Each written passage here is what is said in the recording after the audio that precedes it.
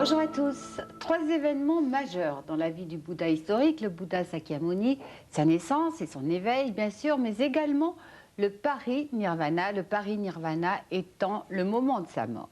Ces trois circonstances, ces trois événements sont considérés comme des moments clés, charnières de son existence, tout simplement car ils marquent une évolution importante, une progression importante sur cette voie. Une évolution que chaque être humain peut suivre, tout comme lui, à condition bien sûr qu'il s'en donne les moyens. Chaque année, au mois de mai, les bouddhistes et sympathisants bouddhistes du monde entier se réunissent pour fêter ensemble ces trois événements. Il s'agit de la fête du Vésak. Pour en parler et pour partager ce moment avec nous, avec vous, nous avons invité aujourd'hui Odon Vallée. Odon Vallée, bonjour. Bonjour. Alors, merci tout d'abord d'être venu partager ce moment, cette fête anniversaire avec nous. Vous êtes, je le rappelle en quelques mots, docteur en droit et en sciences des religions, l'un de nos grands spécialistes français des religions, enseignant à la Sorbonne et écrivain. Et vous avez publié notamment de nombreux livres sur l'Asie, le bouddhisme et les religions d'Extrême-Orient. Alors, vous vous rendez souvent dans les pays de l'Asie du Sud-Est, ce sont des pays que vous connaissez très bien. Vous est-il arrivé, au cours de l'un de vos voyages, d'assister à une fête du Vésak? Et qu'avez-vous ressenti alors? Est-ce qu'il y a une émotion particulière? Tout à fait, j'ai assisté à Vésak en Thaïlande, en Birmanie. C'est en effet dans les pays du Theravada, de la doctrine des anciens, que cette fête est le plus célébrée. Alors, c'est une fête à la fois culturelle et religieuse. Il y a des processions, mais il y a aussi une sorte de carnaval.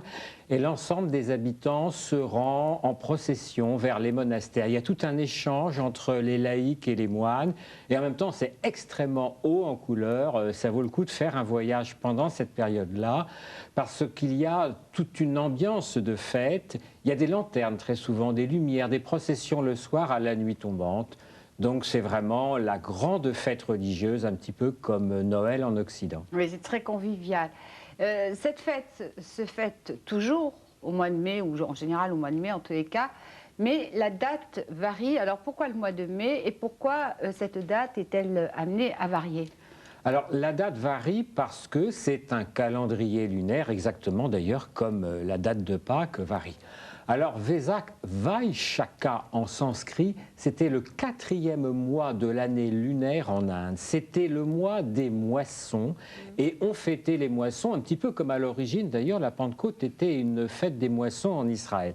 Et puis quand le bouddhisme est arrivé, on a transformé cette fête traditionnelle en une célébration à la fois de la naissance, la jati, l'éveil, la bodhi et puis l'extinction, le nirvana du Bouddha. On a fêté les trois ensemble dans les pays du Theravada, peut-être parce que ça faisait un seul jour férié, mais dans les pays du grand véhicule, du Mahayana, on a souvent laissé une semaine entre la célébration de la naissance et celle du nirvana. L'un des moments importants, vous l'avez dit, de la vie du Bouddha, c'est l'éveil. Alors, tout d'abord, à quel âge a-t-il franchi cette étape? Et est-ce que vous pouvez nous rappeler ce qu'est l'éveil en quelques mots? Alors, le Bouddha aurait connu cet éveil vers 35 ans, après 6 ans de méditation, de jeûne. 6 ans, c'est pas beaucoup, parce que dans le jaïnisme, religion sœur du bouddhisme, le Jina avait médité pendant 12 ans. Mais comme le bouddhisme est une religion du milieu, de la modération, c'est seulement 6 ans. Il a trouvé cet éveil, c'est-à-dire cette intelligence du sens de la vie. Quand on dit qu'un enfant est éveillé, ça veut dire qu'il a de l'astuce, de l'intelligence, une conscience, qu'il a déjà une certaine maturité intellectuelle et spirituelle. C'est pareil pour le Bouddha. La bodhi, c'est l'éveil, l'illumination au sens profond de la vie. À cet éveil est associé un arbre que l'on appelle l'arbre de la Bodhi. Alors d'abord, de quel arbre s'agit-il? Et peut-on dire par ailleurs que c'est devenu en quelque sorte l'un des symboles sacrés essentiels du bouddhisme? Tout à fait. La Bodhi, nom féminin, c'est donc l'éveil qui a donné son nom au Bouddha. Et il a rencontré cette illumination sous un arbre qu'on appelle l'arbre de l'illumination, qui est l'arbre de la Bodhi, en latin Ficus religiosa, le figuier religieux, en latin aussi d'ailleurs, les noms d'arbres sont féminins. Et cet arbre est le symbole de la méditation du Bouddha. Il y a deux objets qui, dans le bouddhisme, vont beaucoup symboliser cet éveil et cette protection du Bouddha. C'est l'arbre de la Bodhi, et puis c'est le serpent Naja, sous lequel le Bouddha va se réfugier quand il pleut pour méditer. La Bodhi et le serpent. Il y a quelques semaines, le Sri Lanka offrait une bouture de cet arbre sacré au musée des arts asiatiques de Nice, en présence de l'une de nos équipes. On regarde. Du soleil, des invités renommés, un public d'une centaine de personnes, le musée des arts asiatiques de Nice s'était mis sur son 31 pour recevoir des mains de deux vénérables sri-lankais une pousse de l'arbre sacré de la Bodhi. Un don effectué pour la première fois à un musée européen pour symboliser la présence et l'enracinement du bouddhisme implanté en terre française, à l'image de cette bouture. C'est un symbole de paix pour l'humanité. C'est l'arbre qui, le Bouddha, assis le pied d'arbre de Bodhi avant son éveillé. Pour ça que c'est un arbre vraiment significatif pour le vénérer. Actuellement, c'est un message, c'est un arbre de symbole de paix.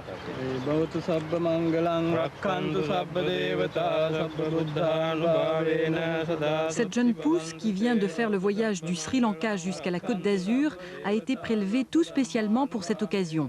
Elle est issue du Sri Mahabodhi, appelé encore arbre beau, sous lequel le Bouddha historique réalisa l'éveil au nord-est de l'Inde il y a plus de 25 siècles. 2 siècles plus tard, la nonne Sangamita, la fille du roi Ashoka, apporta une bouture de cet arbre sacré au Sri Lanka, où il est vénéré depuis par tous les bouddhistes du continent asiatique. Aujourd'hui, le vieil arbre sacré donne toujours des pousses, envoyés dans la plupart des monastères bouddhiques d'Asie, mais c'est la 2e fois seulement qu'un de ces plants parvient jusqu'en France. En 91, Sa Sainteté le Dalai Lama était venu en Dordogne. Il avait donné un cycle d'enseignement pendant une semaine. Et à cette occasion, une bouture avait été plantée. Mais je ne crois pas qu'elle ait perduré.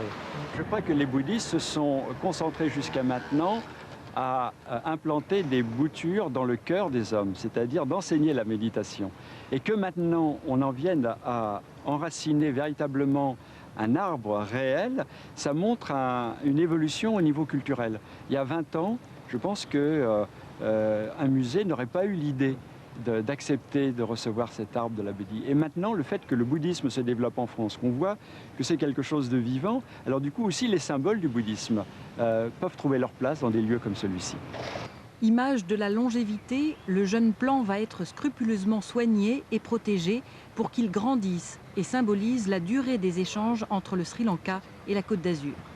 C'est un arbre qui représente tout de même une longévité de vie de 2500 ans. 2500 ans, c'est tout de même à considérer, et il trouve refuge ici, sur les bords de la Méditerranée, dans un climat idyllique qui est un peu le sien, là où il est né. Alors nous lui souhaitons longue vie, peut-être pas 2500 ans, en tous les cas, le Corse, ni vous ni moi ne serons là pour le contrôler. Déjà détenteur d'un arbre d'immortalité chinois, en bronze, vieux de 2000 ans, le musée des arts asiatiques de Nice possède aussi un bonsaï japonais de 90 ans. Désormais, un 3e arbre vient enrichir la collection, l'arbre beau, une pièce unique, bien vivante, elle, symbole de sacré et d'éveil. Odon, je suppose que c'est très auspicieux, très bénéfique pour le bouddhisme en France d'avoir reçu ce genre de bouture. Oui, c'est surtout un symbole de transmission, puisque cet arbre avait d'abord été pris dans le nord de l'Inde et il était arrivé dans l'île de Sri Lanka, symbolisant le lien entre le continent et puis l'île de Ceylan. Et maintenant, il va d'Asie en Europe. C'est une autre transmission du témoin de la tradition bouddhiste. De son vivant, le Bouddha refusait qu'un culte lui soit rendu après sa mort. Il n'en demeure pas moins que des cultes, des hommages sont rendus régulièrement autour de ces reliques, notamment dans les pays de l'Asie du Sud-Est. C'est ce qui se passe par exemple au Sri Lanka, où on trouve une relique un peu particulière. Oui, c'est la dent du Bouddha qui est très précieuse.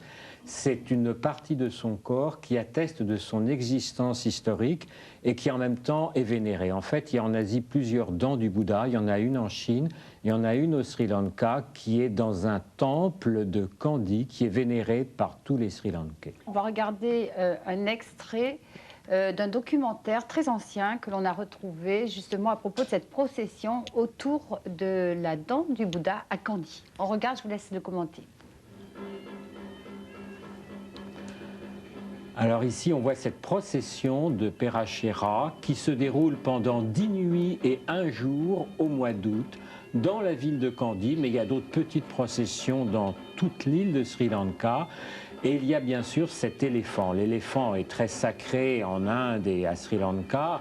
L'éléphant, c'était Ganesh, le fils du dieu Shiva. Et l'éléphant, c'est aussi l'éléphant à 6 défenses qui a conçu le Bouddha en pénétrant le flanc droit de sa mère Maya. Maya, ça veut dire l'illusion.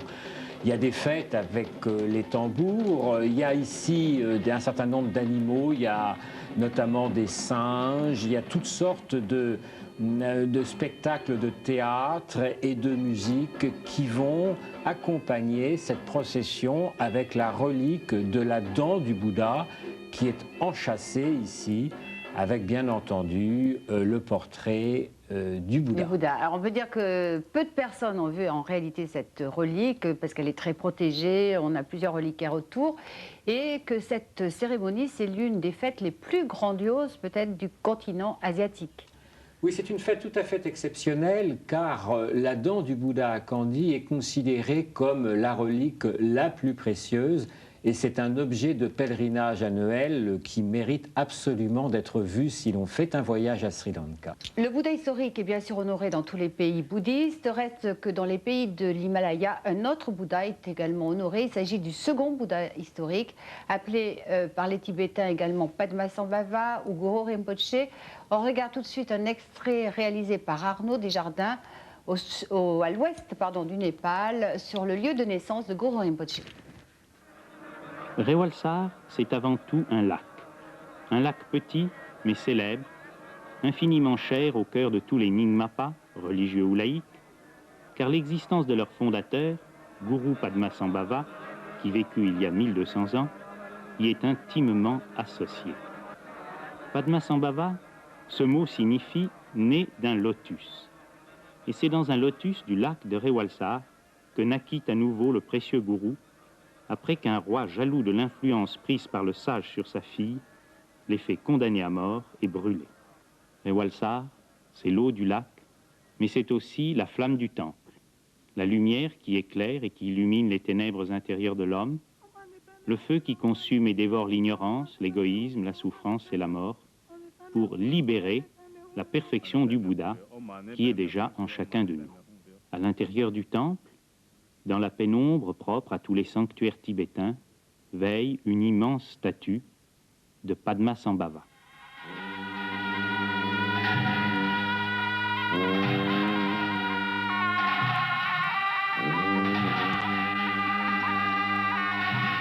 À l'occasion de plusieurs semaines de cérémonies exceptionnelles animées par Dudjom Rinpoche, la foule des pèlerins de Rewalsar s'est encore accrue. Ils sont plusieurs milliers qui ont envahi ce minuscule village, venu de tout l'Himalaya, de tout le nord de l'Inde.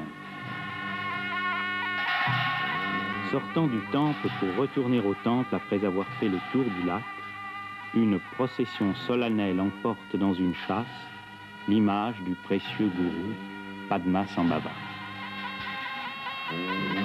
Rewalsar, temple et lac des yogis, au lieu de l'ascèse depuis 12 siècles, hameau perdu de l'Himalaya, terre de paix et de sérénité. On vient de parler de Guru Rinpoche, second Bouddha historique. Il faut quand même préciser que pour tous les bouddhistes, quelle que soit la tradition, il y a au moins 3 Bouddhas historiques, le Bouddha du passé, du présent et du futur. Alors surtout dans le Mahayana, il y a effectivement un Bouddha du passé, un Bouddha du présent qui est le Bouddha historique et un Bouddha du futur qui est Maitreya comme le messie d'une ère de bonheur à venir. On va conclure là-dessus, Odon, merci beaucoup. Je vous signale que notre invité, Audon Vallée, vient de publier un seul volume, Une autre histoire des religions, chez Gallimard. La route de la soie de Luc Boulnois est édité par les éditions Olisane. Zanskar est un livre de David Ducoing qui est publié par les éditions Anaco. Et pour terminer, je vous signale la sortie d'Actualité bouddhiste qui est le trimestriel de l'UBF, trimestriel que vous pouvez vous procurer à cette adresse, UBF, boîte postale 240 étoiles, 75 770 Paris-Sédexès. Merci de nous avoir accompagnés. Je vous retrouve la semaine prochaine. En attendant, je vous souhaite de passer à tous une excellente semaine et une magnifique journée. À dimanche.